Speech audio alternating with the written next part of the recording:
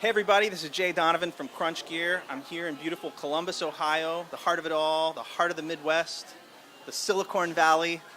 I'm here with John Waldron. He's the CEO of a local company here called AppNinjas that's creating a new payments platform and called Swipe. And John's going to share a little bit of info about that. We're going to do a demo, take a look at it.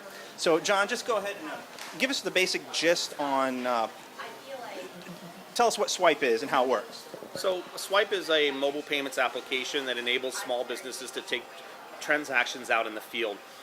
So we focus on anybody that's doing mobile transactions today who essentially doesn't really have the ability to take payments.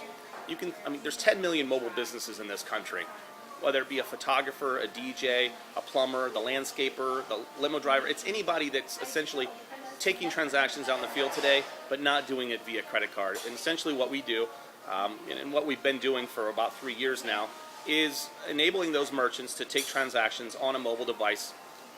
We offer the ability for them to key enter the transaction if they want to out in the field. We issue them a direct merchant account, and we connect everything up to basically turn this into a credit card terminal. But we also ship a hardware device to the merchants that they can plug into the bottom of the phone. It essentially enables the transaction to become a retail transaction. So let's go ahead and take a look at it. I'm going to bring the camera around and we'll look at it a little closer. Okay, perfect. So go ahead and show me how it works. So this is our iPhone reader and Swipe for the iPhone. So essentially we can set up any scenario. Let's assume that you were at an arts and crafts show and I was selling art. You wanted to buy a piece of art that I had. I could enter the amount of whatever that piece is. Say it's $450. And essentially I just swipe the credit card. I ask you if you want to email for your receipt.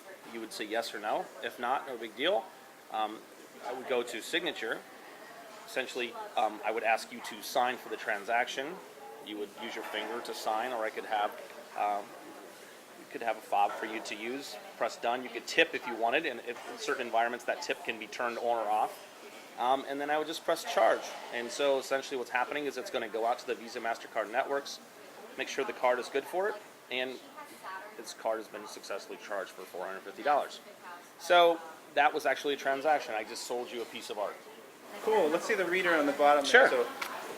So you were saying that this reader, this is live for iOS only right now, and you're going to do more platforms in the future? Yeah, we have a device. We have a reader that's coming out at the end of June for the iPad, and then we're going to do readers as well for the Droid and others. Okay, and this fits the iPhone 3GS and 4, but you're also going to do a universal one, right? We have a universal coming out. We have readers for iPod Touch, iPhone 3GS, and iPhone 4. Okay, and so this one you were saying uses instead of using the audio jack, this is more accurate because you don't have to worry about volume problems, right? Yeah, the audio jacks aren't really that reliable. There are some security concerns out there as well. This is basically, this device was shipped and approved by Apple. Apple has put the stamp of approval on this device. Anything that plugs into the bottom of the iPhone must be approved by Apple. The device that goes through the audio jack does not have to be approved. Okay. Okay, great. Okay, so that looks cool. Obviously, a lot of people are going to see this and say, "Hey, that looks really similar to Square." Square has a lot of buzz right now, but this is it's a little bit different than Square. Can you just explain how this is different from Square, or maybe other mobile payments scenarios going on out there? Sure. Square is in the payments business. The difference is we're issuing a direct merchant account to every customer that signs up with us. So when you engage with us, we're issuing you a direct merchant account that all the funds will go directly into your checking account. We're essentially setting you up with all 4 card types: Visa, MasterCard, Discover, and American Express.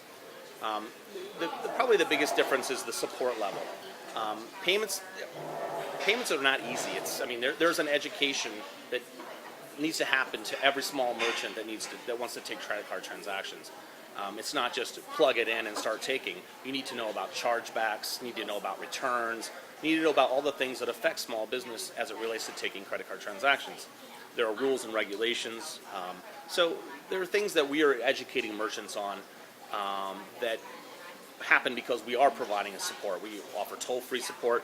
You can call us toll-free sales support. So if you have any questions about how it all works, we just answer the phone. And so that's probably one of the major differences that relates to support. One of the biggest factors in addition is that the pricing.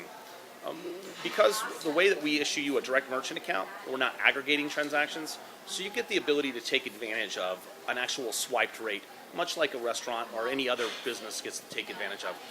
We're in the 1.7% range for when you swipe a card. For interchange? Yes. Yeah, for Visa, MasterCard interchange, we're in the 1.7 range, where our competitors, a lot of them are in the 2.7% for a swipe transaction. So we have monthly fees. So a lot of people look at it as give here, take there. But if you're doing a couple $1,000s a month in sales, you would want to talk to us. We're for sure going to offer you some long-term savings and probably a little more degree of professional aspects to your customers.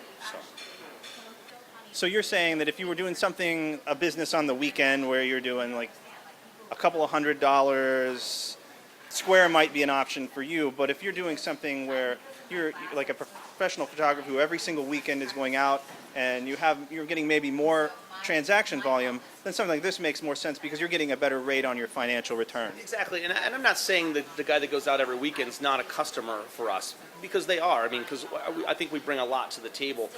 But I think if you look at it as someone who's like, oh, I'm going to do a garage sale and I want to take credit cards, I want to see what that's like.